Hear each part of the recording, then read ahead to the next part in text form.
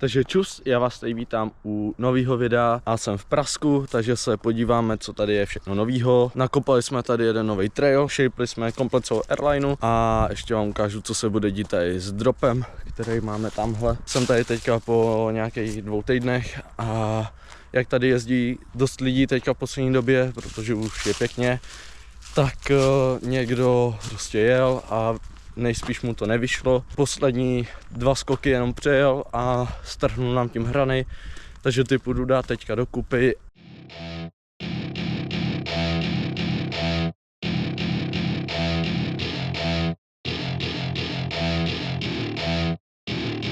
Welcome to my party, we're just getting started. A life is a dream or a nightmare scarring. Hand me a drink cause I think I'm going all in. Get me a shrink who can catch me when I'm falling. Cover up my scars, flip the handlebars.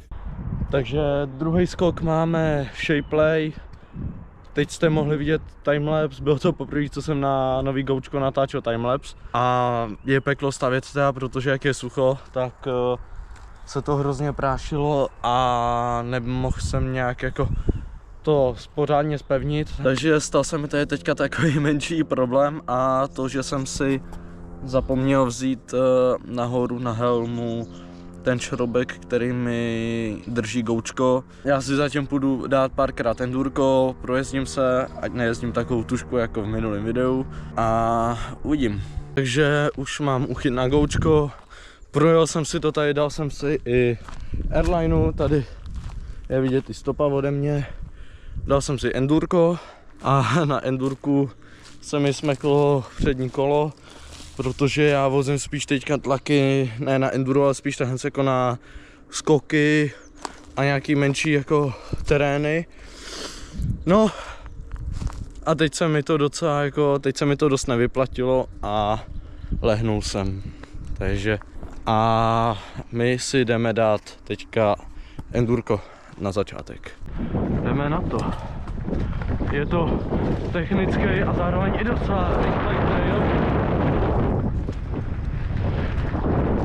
Tak jo. Tady nájezd. Odkloněná. Šlapání. Hop. 2 přeskoky takhle. Tady 2 průzky zavřený. Hop. Jo. Tady do brzdy. Tady jsem lehnul.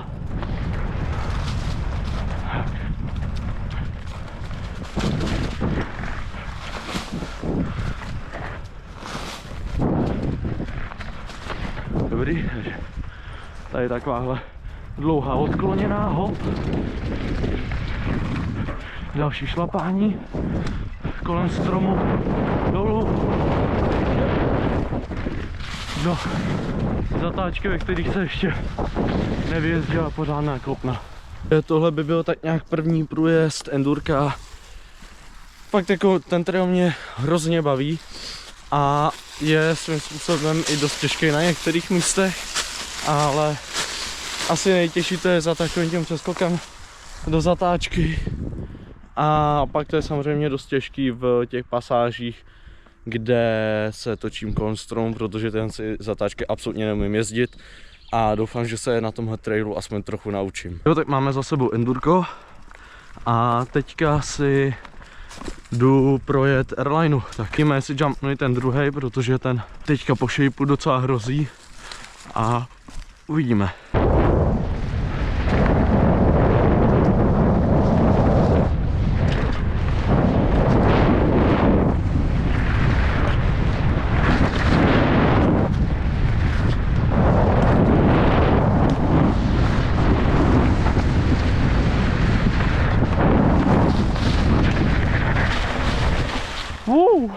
Dobrý, takže upustím malinko přední kolo a jdeme na endurko znova.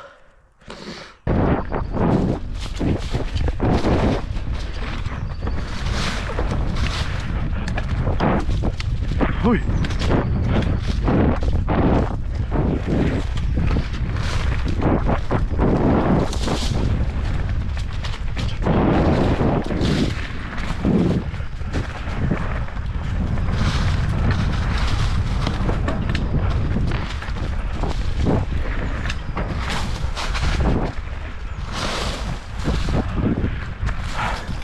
A teď si to zkusím vzít venkem víc a je to lepší. Hop.